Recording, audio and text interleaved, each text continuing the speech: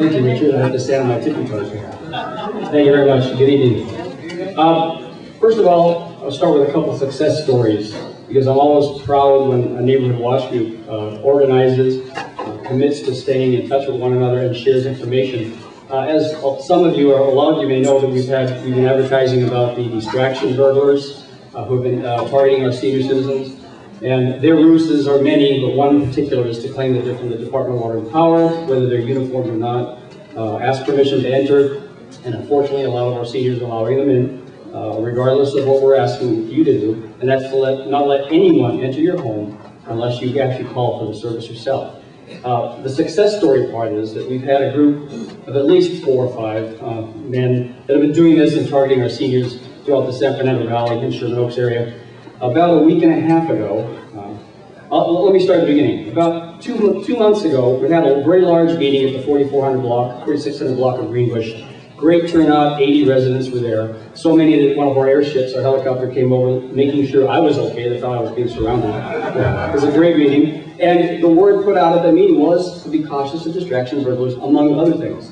Well, those folks went home because they had a couple of distraction burglars in the area. They digested the information and shared it with their neighbors. About 8 or 9 days ago, four hombres went into town about the same location, knocked on a senior's door, and said they were troubleshooters with the DWP. They were not in uniform, they had baseball caps on, didn't look like DWP. However, they were allowed into the residence. While they were knocking on their pipes to check water, allegedly, the other 2 were going through, rummaging through their property. Fortunately, number 1, nobody was injured. Number 2, there was not that much property taken. And the most important thing is that they were arrested because that gentleman who had not been to our meeting went to his next door neighbor and said, "Hey, have the DWP been to your house yet, George?" And he said, "DWP, no." As soon as he told him the story, he remembered from the meeting 2 months ago, immediately called 911, and one of our officers was there within less than 2 minutes. All 4 were taken into custody.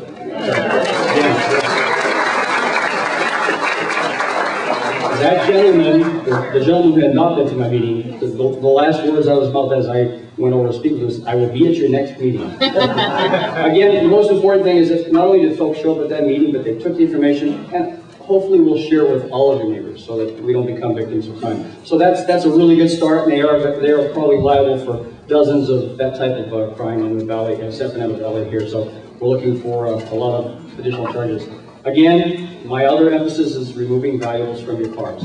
And that crime does continue, and as we read the reports, valuables that you would not believe are being left in cars. And I do empathize with folks that are victims of crimes like that, but please, it's not a safe, whether it's alarmed or not, whether it's in your driveway or not, those items need to be removed. If you go to my car, my private car, I don't even have a CD in there anymore, because I know that's what attracts people, and it only takes a matter of seconds. So those are the items. Crime is actually down right now again in Van Nuys. Very good. At Sherman Oaks is continually down. Property crimes are down. Our violent crimes are actually down about 11% right now in the San Fernando, in the Van Nuys area, and that's been a steady decrease over the last 5 or 10 years, as you know.